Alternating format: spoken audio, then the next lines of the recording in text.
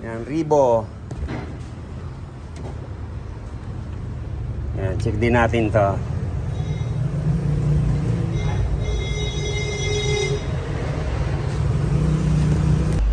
Pag malamig, sige, gamit lang tayo ng gamit. Minsan, ang compressor, pag natuyuan, doon yan umiingay.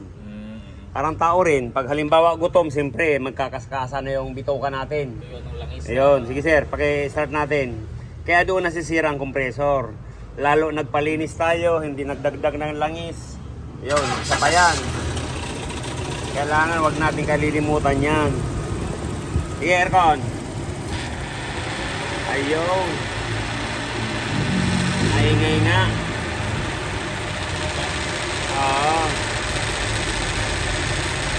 Loob na yan.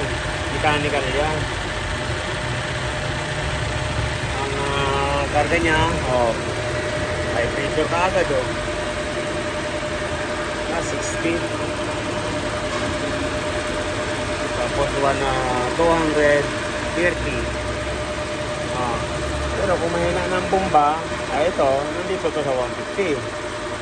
Kaya lang high pressure ka.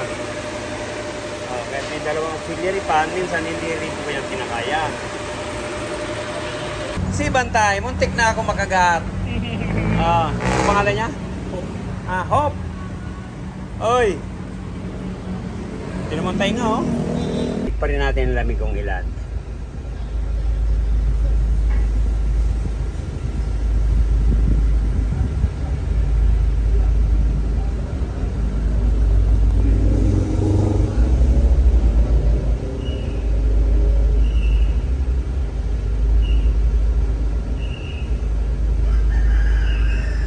Susukatan natin ang bomba. Pag ito umabot pa ng mahigit 300, pero ang talagang maximum niyan ay 500 PSI. Minsan marami na tayong nagamot dito, kulang sa langis, nawawala yan, ingay niya. Karamihan sa Mazda, meron akong Subaru. Ano boss, papalit ka na? Sabi nga, hindi siya puro palit Nung nilagyan kong langis, tumahimik. Sabi ko, siyempre parang bata umiiyak, gutom. Nang nasubuan, talagang may ingay ito. Pero malamang baka kulang lang ito ka langis. Pero sukatan natin ang bomba. Kailan ito huling nalinis? Last year. Last year. Ayan, isasabay na natin ang linis dito.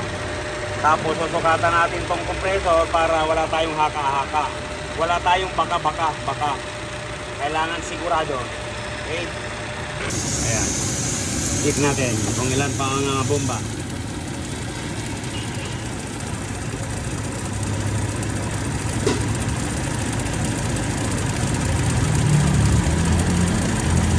Ayan, kung mapalo. Sige.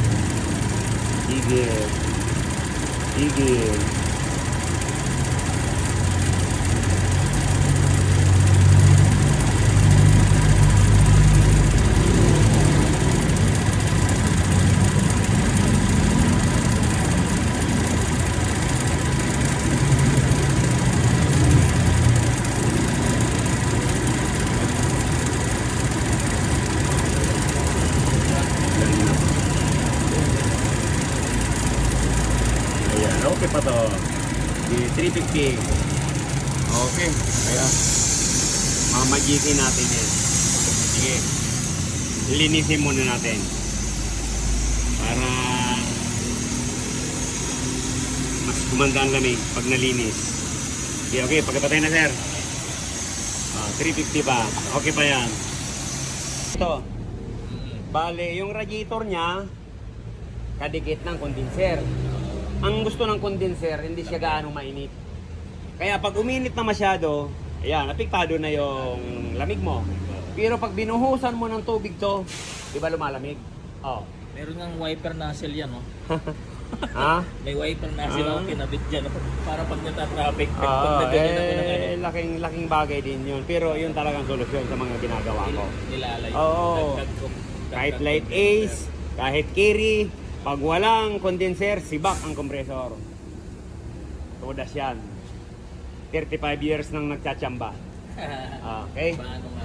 Yeah. Ito po ang gamot sa maingay na compressor. Yan. Kita mo, uhaw na uhaw.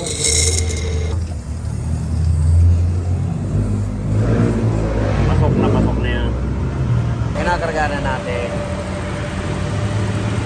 Tingnan na natin yung compressor. Di ba? Nawala na po yung ingay. Ganun lang ang gagawin natin. Huwag mo muna natin tapunan. Sir, may sasabi mo?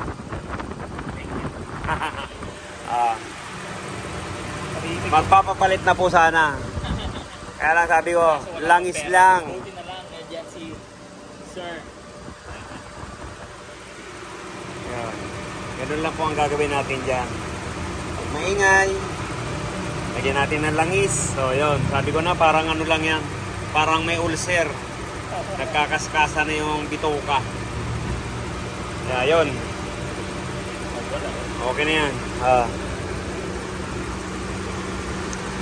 43. Ayan, 175. Umabot ng 225. Laki ng binaba. Saka parang nag-yelo-yelo na to. Okay na to. Parang gano'n ang ingay niyan. Ngayon, wala na. Okay.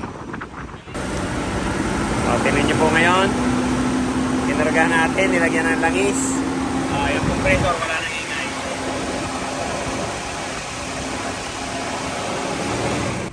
Ribo.